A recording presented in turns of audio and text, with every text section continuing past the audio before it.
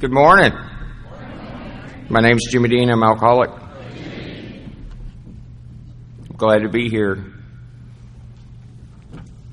Cameron got the reading about 9:30 this morning, so I'm glad I'm not talking about the 6th and 7th step this morning.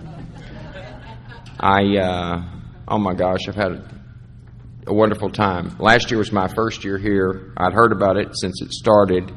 I hate to tell you that I had to have an invitation to come to actually show up.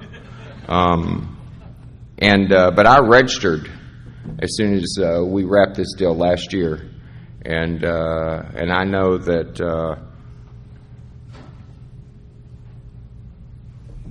this is a place that I don't feel like I'm swimming upstream. And I hope that you understand that there's no criticism in that. But at times I'm certainly both grateful and then sometimes somewhat concerned with sometimes, let's just say, the distance that it appears that some of us have moved in order to find, quote unquote, a new way of living and thinking that, at least in my experience, doesn't reconcile with the basic text of the book Alcoholics Anonymous. And I don't mean the words in the text, I just mean the suggestions that those first 70-odd people had for a guy like me on how to live life fairly successfully one day at a time.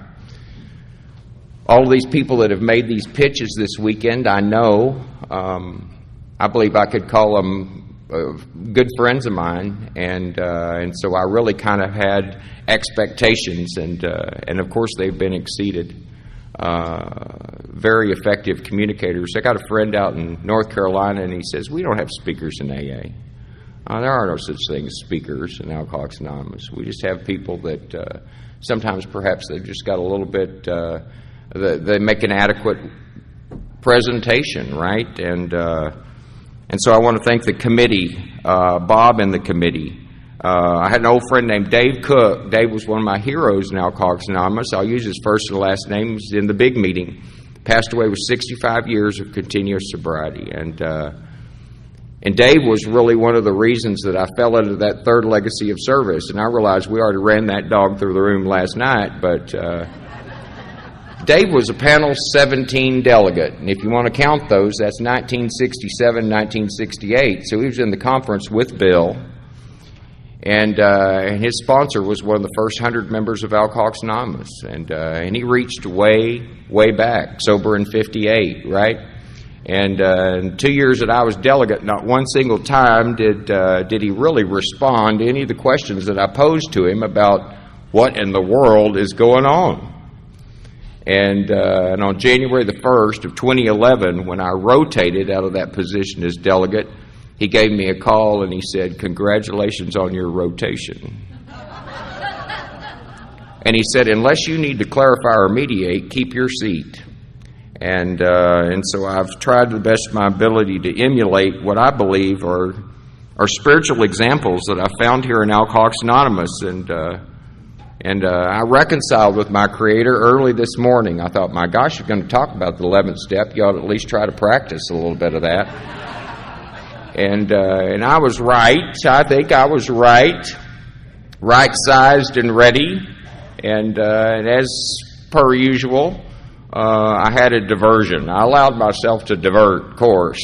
And one of the men I sponsor is struggling with continuing to step on the toes of his fellows, and they retaliate. And he is taking actions that I believe are not conducive really to the common welfare of AA, frankly. And I'll leave that just that general. And he texted me and he said, I really need to talk to you, like a little triage call. And I thought, well, I can give this guy 5 or 10 minutes. And I've sponsored him. I've had 2 or 3 helpings of him because he's had multiple resets in his sobriety.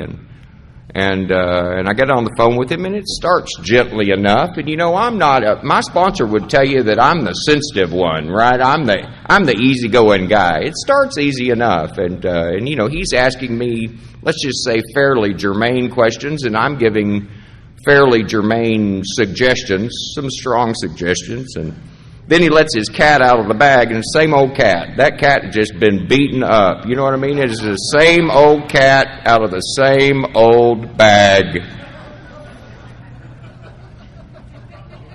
And I think about it, I just spent 45 minutes in reconciliation with a power greater than myself, and I take all of that, I erased all of that.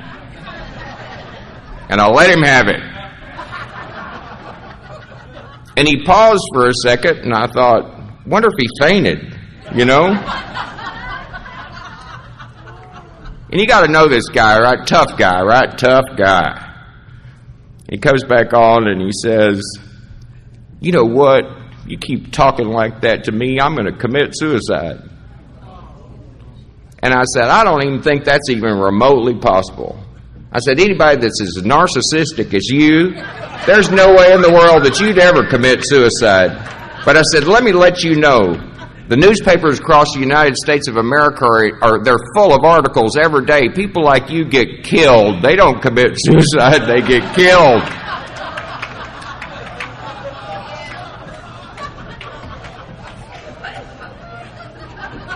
And he pauses for a second and he said, I hope you make a good talk.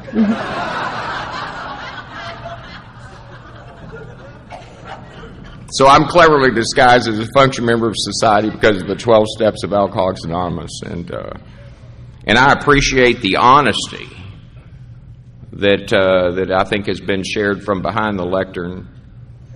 But above all else, I think I appreciate the sense of community. There's an extraordinary sense of community in a gathering like this. And I am here to talk about the 11th step. I'm going to talk a little bit about how those things that I believe are part and parcel of the practice that certainly has evolved in my recovery since I came to AA. I'm sober August 25th of 1997. That's when I would say joined Alcoholics Anonymous. I took my first drink at the age of 15. It was lame, the first drink at the age of 15. I had 2 cups of hot foam from a tapped out keg at the Hill at a place, White Rock Lake in Dallas, Texas. But there were some organizers of that event made a commitment to me if I did the things that they suggested that I do, which was basically to get credentials so you could drink legally, illegally, and get some wheels so you could get around on your own steam. They said, we're going to teach you how to have a good time. And I want to tell you, they fulfilled that 1,000%, right? So when I found myself at Papagayo Disco, which was excursion number 2 in the fall of 1979, at the age of 15 with a 17-year-old junior girl, and they took trays of amaretto sour circulating around the room that night, $1.50, and you pitched it up on the tray and you grabbed the drink. I didn't like that first drink. Tasted like cough medicine with ice cubes in it, and they said, just get another drink, right? Just get another drink. And in the second or the third swallow, it happened. It happened. It happened. And drunks know what it is. It's the thing for a guy like me to make tomorrow seem like it's a million years away. Next 17 years, I'm going to get that every single chance I possibly can, right? It allows a guy like me to repaint yesterday and make yesterday look exactly the way that I always wanted it to look. And I'm going to get really good at repainting yesterday. I so much appreciate the messages from our companion fellowship, our sister fellowship. Larsina and I have known each other a long, long time. I had an honor and privilege of hosting her 21 or 22 years ago, a long time ago, driving her out to the wilds of Brownwood, Texas, and learning about the family disease of alcoholism, right? My mother passed away when I was 8. Good lady from an old family in South Louisiana. If you think this accent is bad, you have no idea, right? Most God-fearing person perhaps that I ever knew. The longer I stay sober, one of the gifts of sobriety for a guy like me is having greater and greater degrees of respect for the commitment that she had to the work that she did in her areas of service.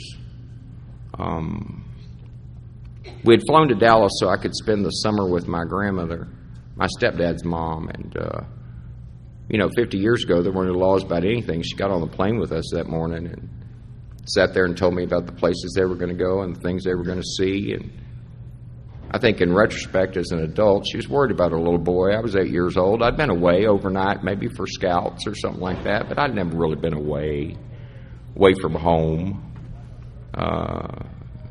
She said, "You won't believe how quickly summer will pass and we'll all be back together in Lafayette." We were living in Lafayette, Louisiana. My stepdad was a stockbroker and opened a big office down there. And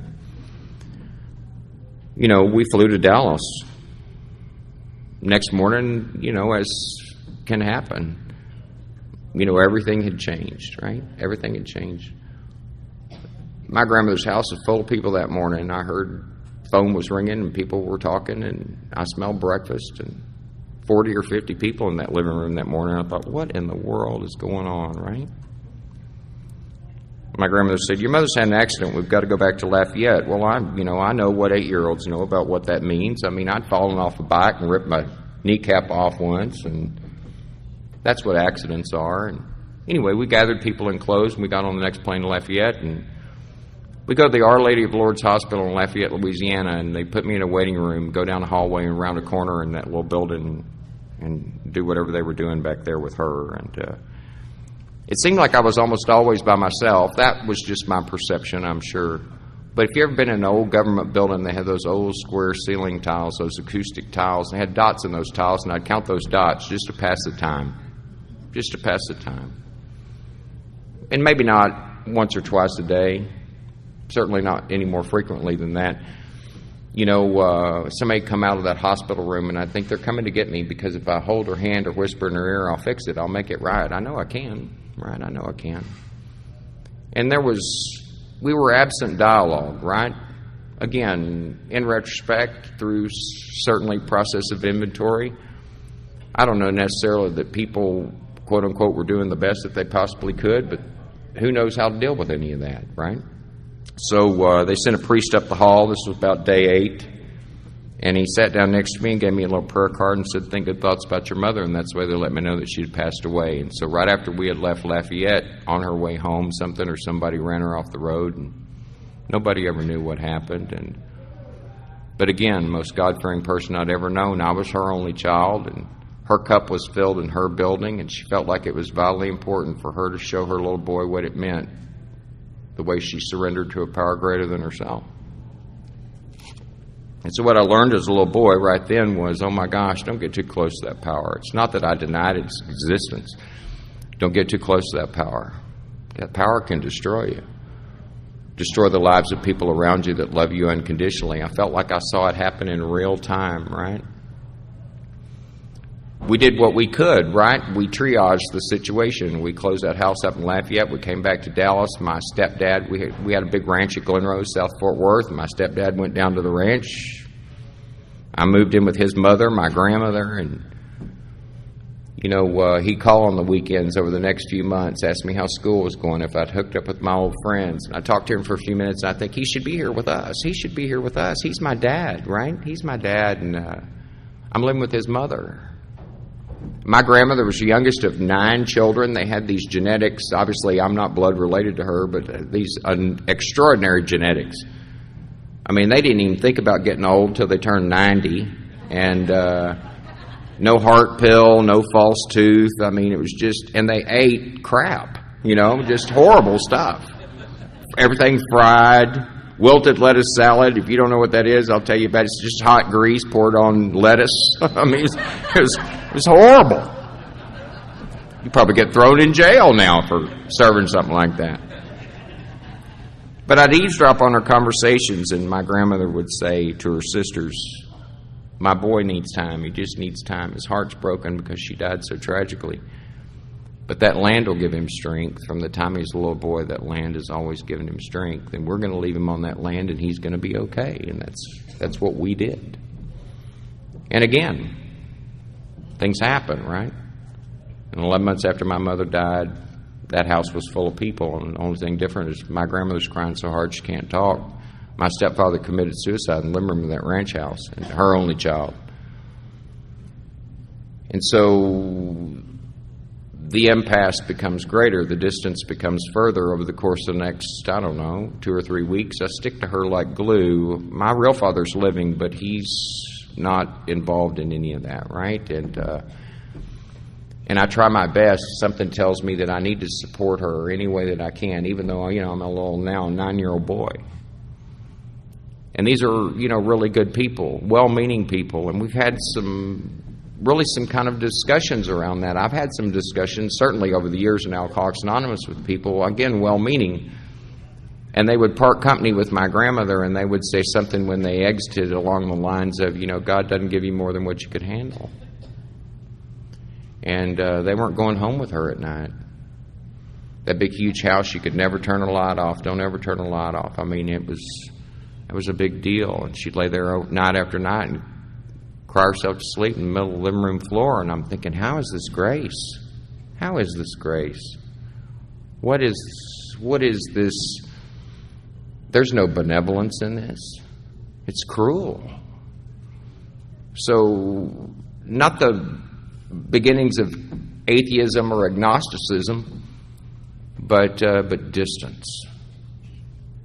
And certainly absent this process of seeking, which I've really found, at least in my experience in Alcoholics Anonymous, and what I understand from those first 70-odd people that were sober in Alcoholics Anonymous, and certainly examples that I've been provided since I've been here, seeking, right? Continuing to seek. Not being adverse to the idea that the power exists, and it can enable a guy like me to become happily and usefully whole, not complicated. And we've really had the build up, right? We've built the foundation over the course of the weekend. The steps are in order for a reason. So, I was not advanced to the spiritual maintenance steps early on in my sobriety to get me out of order.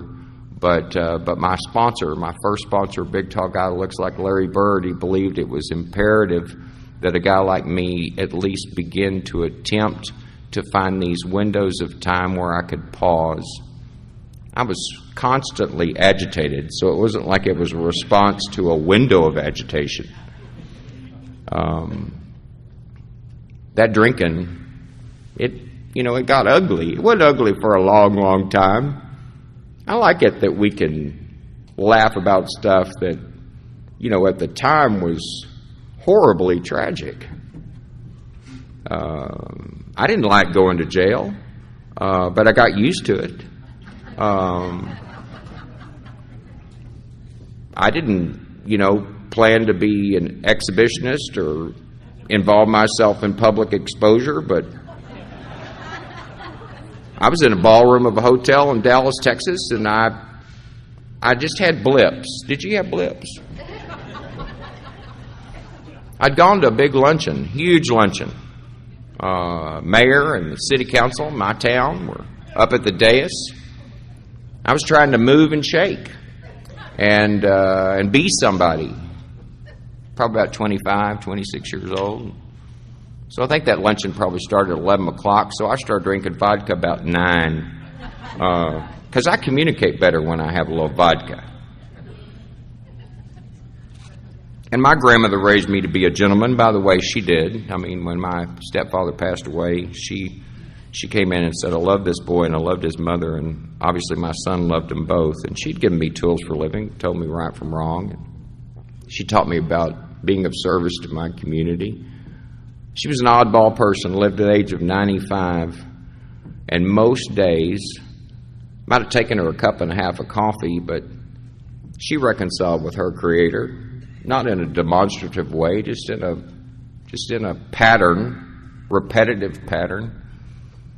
And she said to herself, I think, if I do something for somebody else today, my life's probably going to get better. Isn't that interesting? That's interesting. She didn't even come around and make talks about it or read the same 164 pages of a book over and over and over again. And in fact, I know I'm going off on some tangents, but a couple of things that are burned into my consciousness that she said over and over again. Before I got sober, she'd say, "Honey, I don't know why you drink so much because you're really not very good at it." And I had 14 years of continuous sobriety in Alcoholics Anonymous before she left the earth at the age of 95, and I was current. I was current because of these principles that are over here on the window shade and the things that we've been talking about, our experiences, and sponsorship, good sponsorship. And some elements of recovery that people had shared from decades and decades ago, and those old guys would talk about Kitchen AA. What in the world is Kitchen AA? It means, what's your program look like when nobody's looking? What does that program look like with those people that love you unconditionally? And I learned how to be committed and accountable in those relationships, especially the relationship with her. And, not one single time in the 14 years that I was sober and we were rebuilding a relationship, I was fulfilling condition of a ninth step to the best of my ability and engaging in that wonderful piece of direction that talks about the long period of reconstruction ahead. I wish that for everybody in Alcoholics Anonymous. Long period of reconstruction. She didn't look at me one single time and say, "Jimmy, would you just spend 10 or 15 minutes and tell me about your spiritual awakening as a result of the 12 steps of Alcoholics Anonymous?" We never had that conversation, and my sponsor used to say, "That's the backstory." She didn't need to care about the backstory. She didn't need to know that you got up at 5 o'clock in the morning so you could get yourself at least one quarter right before you went out and engaged with any other human being, right? But she did. At one point, we were sitting at a club that she belonged to forever, having lunch. And completely out of context, she looked over at me and she said, "You know what I like the most about the AA?" And I said, "I would have no idea what that means, what that is." And she said, those people, they gave you your character back. So how do I understand, quote unquote, what the rewards and benefits are of trying the best of my ability to engage in this spiritual affair that we call membership in Alcoholics Anonymous? That's exactly what it is, right? It's a spiritual affair. Sometimes quickly, sometimes slowly. I didn't appreciate even the context or idea of pausing when agitated. I love Amy. Amy and I and her dad were in Alaska. It might have been the first time she went out to make a talk, and I got to spend a lot of time with her dad. Her dad smoked. Good Lord, I still smoke, and we get out there under this little tent, the Denali Conference, and smoke and fix AA. I loved it. It was great, great stuff. But I appreciate that, again, like with this morning, right? Sometimes I fulfill the conditions of reconciliation, other times I don't. So my sponsor, he gauged well the reaction of his prospect, right? So I'm new in Alcoholics Anonymous. Shiny penny new in Alcoholics Anonymous, dangerously introverted, which actually can work to a sponsor's favor for a period of time, unless he thinks that you're plotting to kill him or, something like that. And I remember I had a call in at 7:30 every morning, and I was probably, in week 3 or 4. And he said, "Jimmy, tomorrow, I want you to spend 5 minutes before you call me, and I don't want you to think about anything at all. I don't want you to think about anything at all." And I thought, finally, it's a suggestion / direction that, I could wrap my arms around that. I was 32 years old and dying of alcoholism by the time that I finally fell in here, and I'd been not thinking about anything at all for years before I came to Alcoholics Anonymous. I had this little job at a software company I'd gotten when I was a sophomore, my second sophomore year. I liked it so much I repeated it. I was a sophomore in college. And one of my fraternity brothers, while we were enjoying some libations, looked over at me when I was commiserating about my finances, and he said some cruel, ugly comment, as they're apt to do. I think the context of it was, "Have you ever worked?" And so I'd gotten this job, again, at the age of 19. Here I am, 32 years old, dying of alcoholism, newcomer in AA, and I mean, when I'd fall into that office, 10:30 or 11 o'clock in the morning, still drunk or hungover, those people had known me since I was a kid. They'd get up and shut their doors when I'd try to sneak down that hallway and get in that office as quickly as I possibly could, right? They hated me. That grandmother, I wasn't welcome in her home when it came to Alcoholics Anonymous. Wasn't welcome in her home. I got bonded out of jail by her lawyer when I got that second DWI in 1996, and she didn't know anything about that, but, of course, she owed me, right? So I called him and told him she'd be happy to pay any bill that he happened to present. And what does a 31-year-old loser do? Well, you run home. When you think you're in trouble, you run home. So I got in a yellow cab that I couldn't pay for and went to one of the nicest parts of my city and beat on an 80-year-old lady's door until she came downstairs. And when she opened her front door, she couldn't recognize me. And that was alcoholism. Not hyphen anything else or ellipses or anything, just alcoholism. So you try to preserve just a little bit of, decorum, dignity. I mean, she wasn't a showy person, but good Lord, Gets me in a side room, try to get me to sleep off that drunk. And when I get up, she's taking my keys. I don't like it when you take my keys. I'm sobering up and I need to go. She says, "Honey, I can't let you have those car keys. If you drive, you might kill yourself or somebody else." So I start tearing up her house. Rip a telephone cord out of the wall and tell her I'll strangle her with the cord. She doesn't give me those keys, and I'm not welcome in her home in those first few weeks. I'm sober in Alcoholics Anonymous. That probation officer, I hated her. God almighty. Oh, could not stand her. She kept revising my conditions of probation. She made blow on tablets when I'd show up in the morning. She'd say, "God, my office reeks of vodka, rum, gin, whatever it was that I happened to be consuming at that particular point in time. Oh, my God.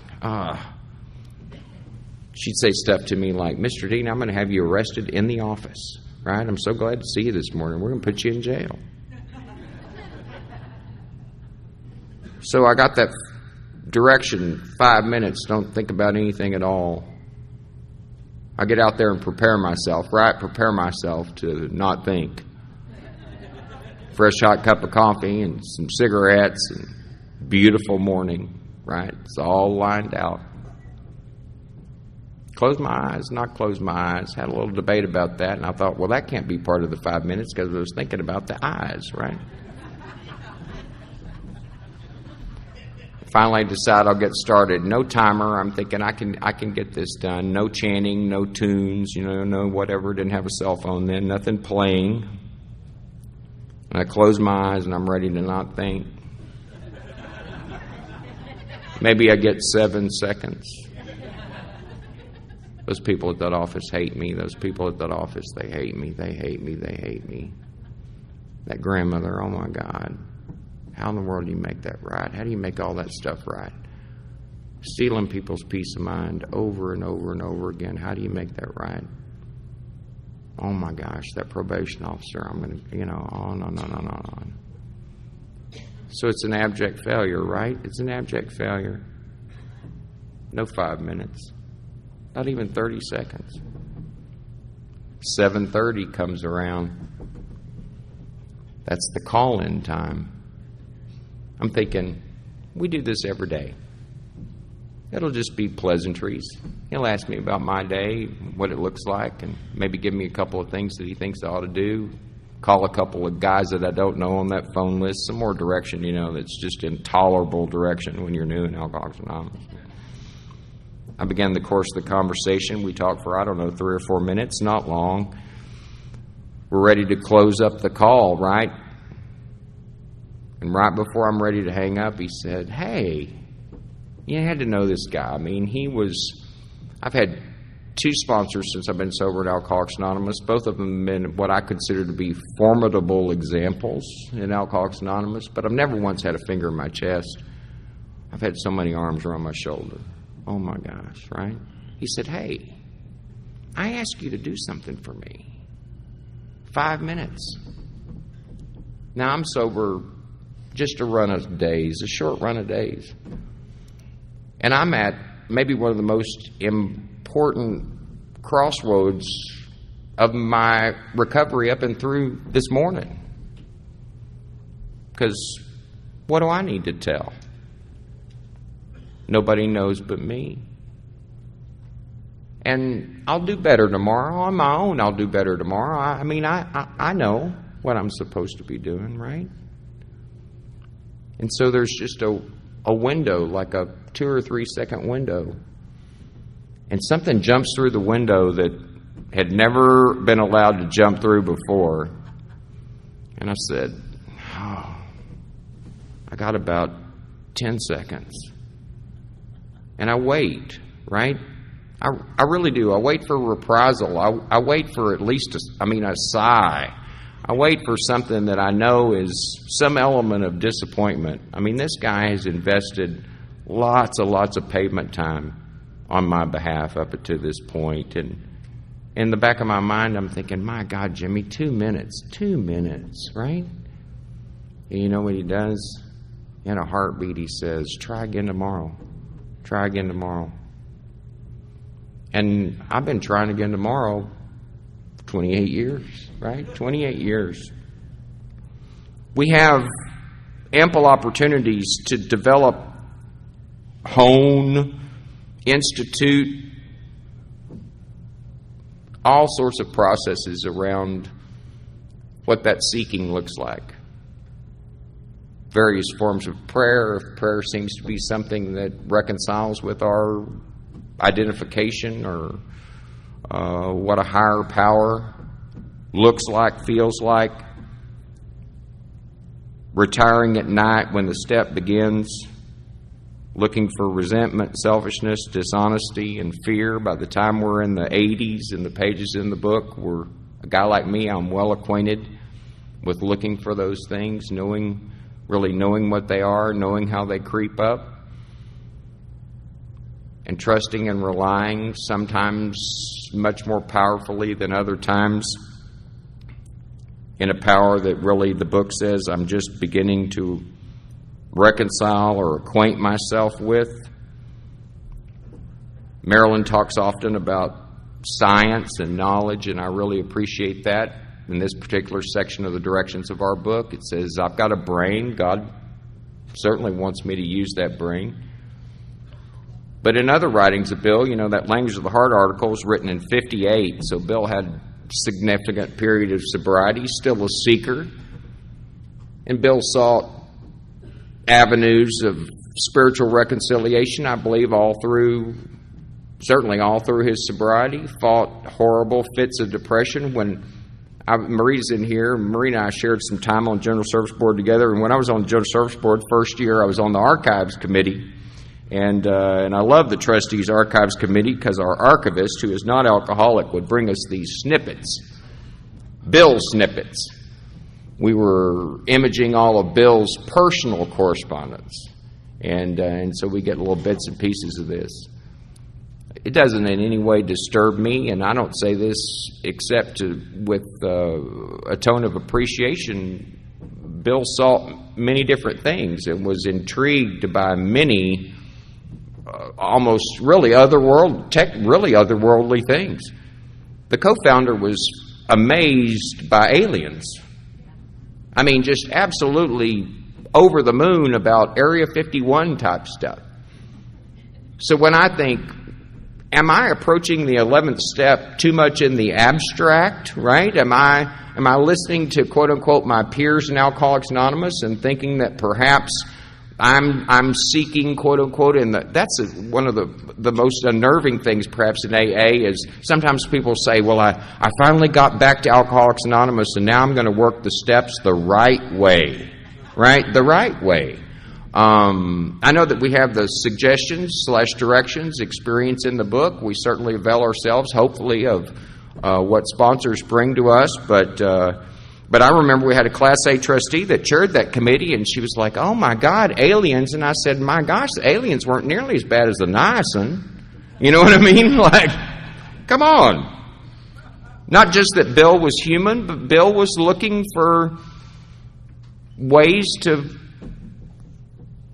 reconcile, improve, perfect, enlarge relationship with a power greater than himself. And I'm not saying Bill's necessarily the example, but it sure does seem like more and more he was a composite of this 30,000-foot view of our fellowship. Maybe the only one that we'll ever have. You know, Bill was not the guy that was worried about the drug addict in the closed AA meeting. Never worried about any of that. He said, AA doesn't have to worry about any of that crap. That takes care of itself, right? And I think along the lines of these spiritual awakenings, all of mine have been of the educational variety. I've not had whispers since I've been sober in AA. But I certainly can tell you that I notice almost immediately when I quit listening. I don't necessarily have to hear anything in order to put myself in a position to listen. And that's really what part of this prayer and meditation has meant to me, has been about listening. The fear that really was the introverted nature of my personality when I came to Alcoholics Anonymous, beginning a practice of seeking through prayer and meditation to improve contact, it resolves all of that for a guy like me, right? They'd say stuff like, "We're going to weave you into the fabric of Alcoholics Anonymous," and I thought, what in the world does that mean? And for, I don't know, a long, long time, I've known that and I've felt that. And I wish that for every member of AA. When we were at the last, talking about, 11th-step practice, 2023 was the last time I was in the conferences as a trusted servant. And through the kerfuffle, I was co-chair of the General Service Conference that year, and so I was getting up really, really early in the morning. It was a kind of a time in the desert, the AA desert for me, and that's all probably my perception. But it was difficult, and it wasn't difficult with the delegates. It was just difficult with my peers, my people sharing the same, let's say, the same role. And that particular morning, I had asked, what is God's will in this particular instance? I mean, I'm here for some reason to try to serve the greater good, try to serve the fellowship of Alcoholics Anonymous. What might this look like? And so I get over there, and we're starting the process or whatever, and they've put up these amazing displays of various and sundry pieces of AA literature, right? So we've got like the Big Book wheel, you know what I mean, where they're stacked 3 or 4 high, and you've got this, kind of like a wedding cake built out of big books kind of thing. And one of my fellow trustees came over to me because I'm co-chairing the conference, and she nudges me a little bit, and she said, "There's a book missing. There's a book that's missing." And so I look over at her and I go, "Okay." You know what I mean? Like, okay. And I go along a few minutes later, and I don't know, before we break for lunch, same lady, I guess she's kind of on neighborhood watch, maybe. She comes up and she said, "There's a woman that is in the conference area who does not have a badge." And I'm like, okay. So we go ahead and we sit down for lunch, and then after lunch, one more time, here she comes, and she said, I figured it out. And I said, figured what out? She said, I've put it all together. And I said, put what together? She said, the woman without the badge stole the book. And I said, thank God. This is the 73rd meeting of the General Service Conference of Alcoholics Anonymous, and it appears that we have finally done something that was successful for the greater good. And what that woman did with that book, I don't know or care. And I can tell you that that particular experience is burned in my consciousness, not because of the kind of otherworldly description of how that all came together, but that was exactly how God was intending to work that particular day and give me the opportunity to say, here's how you reconcile all that pole vaulting over mouse turds and all that stress and strain and strife and power, prestige, and infighting and all this other kind of mess that was going on at that particular point in time. Hold on to that. Hold on to that. Right? And those examples, they have been rife. In other words, many. They have been many in my recovery time in Alcoholics Anonymous, to the extent which I am willing to continue to seek and listen. To seek and listen. And not in any way try to define what the outcome of that seeking is going to look like or feel like, what relationships are going to evolve or devolve out of that. Trying to make sure that I am putting myself in a position where I am amply armed in order to go out and try the best of my ability to be of service to the God that I understand and the fellows around me. Left to my own devices, I am the same dangerously introverted and now sober, which makes me even more dangerous, human, existing on the planet. More than one person this weekend has addressed giving people undivided attention. That's a gift of the 11th step for me, is making sure the best of my ability that I try to focus only on, quote-unquote, the subject at hand. They gave me so much time and attention, continue to give me, quote-unquote, so much time and attention. Not necessarily props, just time and attention. Listening is a skill. It's a spiritual gift, I think, in listening. Oftentimes, it's where I believe the God of my understanding has done the most work for me, and it certainly prepares me to be in a position where I can at least attempt to respond to the needs of others.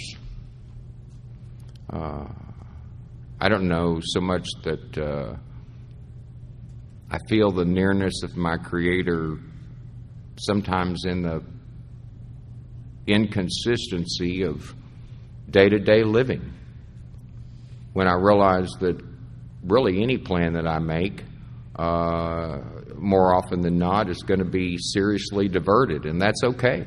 That's entirely okay. I learned about commitment here in Alcoholics Anonymous.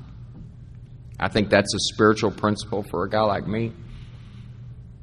They dumbed it down so I'd be able to understand it, and it had easy application. They said, if you commit, you don't get to decide. This is very simple. Because, I'm the guy who says, I'll see you Saturday, but I don't tell you which Saturday. And they say, that's just not how this works, right? So when I make that appointment for lunch with somebody who, thinks, oh my God, that guy's smoking mirror in his deal and talking about AA like that's going to be some life-changing event for, that slacker. and I tell them I'll pick them up for lunch at noon, and I'm in their driveway at 11:45, that's all AA, right? That's a gift of God's grace for a guy like me. It's really that simple. And I'm not doing that to be flippant. Again, a reference to whether or not I know, quote unquote, God's will is alive and working in my life is to the extent that I'm willing, again, to continue to seek and not put any conditions on exactly what that looks like. Being able to engage with other people, empathy and understanding. What a gift. I tried to teach me that all my life, right? Care about your neighbor. I thought, what? I mean, seriously, right? I mean, I completely agree with Amy. What's in it for me, right? And understanding that is what's in it for me. Those are incredible feelings of usefulness. I was out in North Carolina years ago at the Midwinter in Raleigh. And I had sponsored this guy for, 4 or 5 years. And he'd done a detour, and he found himself in Asheville, which is western North Carolina. Raleigh over on the other side of the state. And he resurfaced, and he said, I'm in Asheville. And I said, go figure, I'm going to be in Raleigh for the weekend. If you can get over there, I'll get them 2 queen beds or whatever in the hotel room, and you can enjoy this conference. It's a great conference. We'll spend the weekend together. And so anyway, that all kind of formed out. And I got on an airplane on Sunday to come back home, and Dennis was this guy's name, and he got in his old jalopy truck, drive back across 300 or 400 miles back to Asheville, North Carolina, and it's snowing. It's late January, early February. It's not heavy snow, but it's snowing. It's cold. He got about 60 or 70 miles outside of Raleigh, and the old truck, the water pump in the truck busted, blew up. He calls me. I'm about to board that plane in Raleigh to fly back to Dallas, and I said, give me a few minutes and let me see what I can do. And so made a call to a guy that was hosting me that I actually had known. I mean, we had not just met that weekend. And I called him and I told him about Dennis's problem, and not a second glance. Within 30 minutes, they had mobilized. Dennis didn't have 2 nickels to rub together. They drove all the way out there, and they picked Dennis up, schlepped him back to Raleigh, left the truck in this little, tiny little 2-bit town, and that was Sunday. They made calls on Monday. They couldn't get anybody to even think about working on it till Tuesday. They repaired Dennis's truck. They got him back out there and put truck with the guy. He drove back home, never to be seen or heard from again. Never. Those kinds of examples, anonymous service, and those 6 or 7 guys that were involved in that equation in Raleigh, I know those guys and I know their stories. And I can promise you that left to their own devices, regardless of the amount of quote-unquote time sober they have in the program of Alcoholics Anonymous, that's not how they roll, right? That's just not how they roll. And what I know is, through this seeking, this 11th step process, what I know beyond a shadow of a doubt is, once again, God shows up. God shows up, right? And no condition put on the nature of the exchange at that particular point in time. The deal is that there's a need. Someone has expressed that need. And yes, we are in a physical capacity and an emotional and a spiritual capacity in order to respond to the need. And so I think about that example quite frequently when I get a call from, say, Intergroup,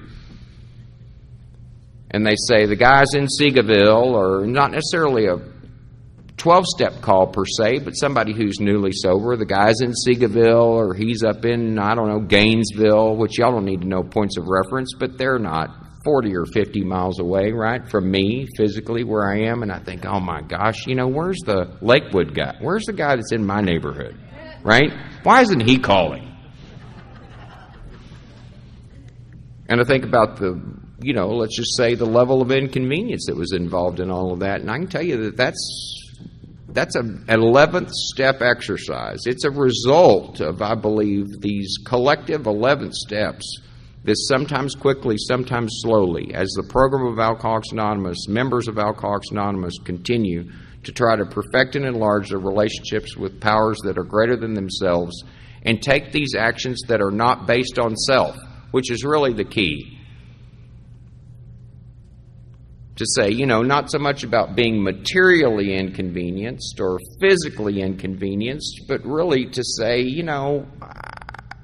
I've, been there, done that, quote unquote, what's the end game? What the end game is that this deal is really not about physical sobriety. I mean, certainly we talk about it, and the steps really work well for a guy like me when I don't drink vodka and try to apply them, right? But the one day at a time deal is otherworldly, really. It's just it's an amazing experience to watch the degrees of transformation that I don't know can be described really consistently for all of these decades and decades of time in any other organization other than AA. We ask for zero qualifications other than the disease of alcoholism in order to get in here. And we welcome people not without fear of reprisal, with no reprisal. We've spent the whole weekend, hour after hour after hour, gathered together, 1,000 of us or more, to really listen to. I love and respect all the people on this program, people who were really abject failures, right? Share messages of experience and strength and hope, so that I would have the patience to sit in a chair and receive data from someone who says, and then it got bad, and you're going, my gosh, it was bad 25 years before. I mean, that's horrible now, right? And think, oh my gosh, if I got a pad and paper, I need to write that down, right? Listen to that example. And oftentimes, I don't pay enough attention. And when I say I don't pay enough attention, I don't employ the skills that you've really taught me to employ since I've been here. Last thing I'm going to do is tell just a real quick story about page numbers, because we've had page numbers. I realize this is tangential to my topic, but indulge me for just a minute.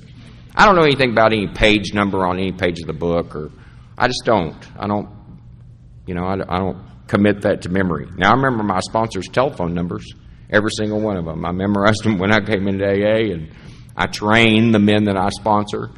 I said, put the Dorkulator away and memorize the phone number. It's 10 digits, right? It's 10 digits.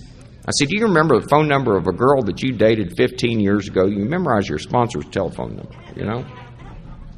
So I was taking the intergroup phones, and I prepared myself spiritually for that. I hadn't taken them in about a year and a half because I'd been on that board. When I got free of that, my sponsor got me the coffee commitment in my group when I came home off the General Service Board. And he didn't say anything about thank you for your service or we're glad you did it or any of that other kind of stuff. He said, you spent 4 years doing everything you could to Alcoholics Anonymous. And now we provided a venue where you can do something for Alcoholics Anonymous. And but anyway, I took the intergroup phones, and I had kept my skinny fingers around the neck of that intergroup night watch deal, phones at night, sober AA members for years and years and years, long past rotation, decades, right? And I finally let it go, and the way I let it go is I got one of the guys I sponsored to take it over, right? So I could still keep my hands kind of in it a little bit. And he called me and he said, it's been almost a year and a half since you took the intergroup phones. We're just going to move you over in the suspense list. I said, like hell you're going to put me in the suspense list. I'll take the phones. So I'm sober, 25 years, 26 years. And I know the script. I helped write the script, right? If you call and you don't indicate that you'd like some help from AA, we're very gentle and we say, thank you for calling, but we need to keep the line open. I know how that script works. And about 8:45, 8:30, 8:45, I think I'm spiritually fit, right? I had practiced multiple steps, we hope, including the 11th step that day. I get a call from a guy. He's not drunk. He's about half drunk, three-quarter drunk. I mean, he can still talk. He's not mush-mouthed. And he wants to debate the merits of Alcoholics Anonymous. So I know the script, and I immediately ignore the script, and I start having a conversation with him. And after about, 10 or 12 minutes, I'm holding my cell phone out like this, and I'm screaming at him at the top of my lungs, calling him every name in the book, and he is screaming back at me. And I finally hit the button and hung up on him.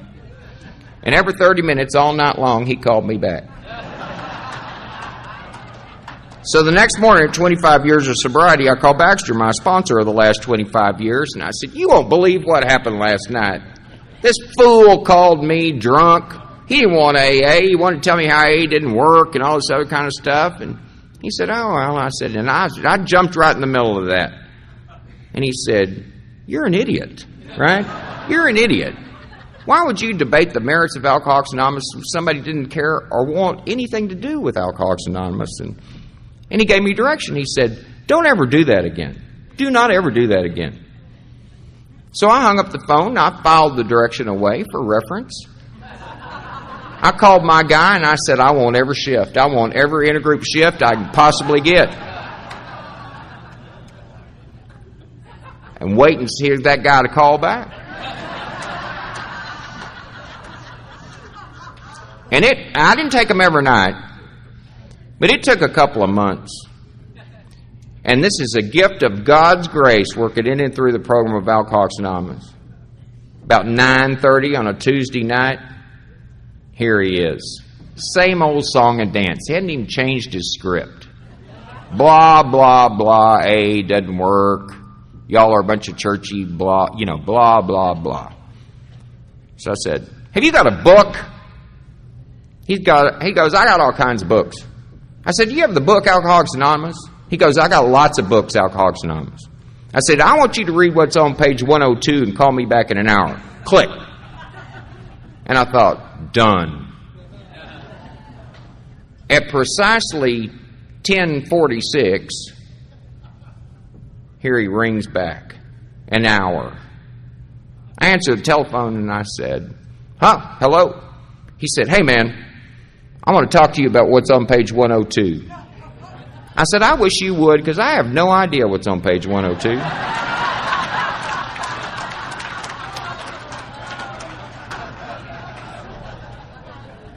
And he laughed. And just like Marilyn had shared with us in a snippet of the context of what she shared over the weekend, he realized that he'd taken action. He had taken an action that did not source in anything that he believed in, didn't believe in. It certainly was not of his own initiative or by his own design. But he had taken that action and he'd actually followed through with that. And at that point of personal reconciliation or awareness, that he actually followed through with something, and go figure, he's on the other side of that deal and he found out none the worse for wear. In fact, maybe for the first time in a long, long time, he actually felt just a little tinge of happiness. Even at his own quote-unquote idiocy or misfortune. Beginnings of recovery happened there. A solid foundation for a life well lived as a sober member of this thing called Alcoholics Anonymous. I'm honored and grateful to be here, and thank you.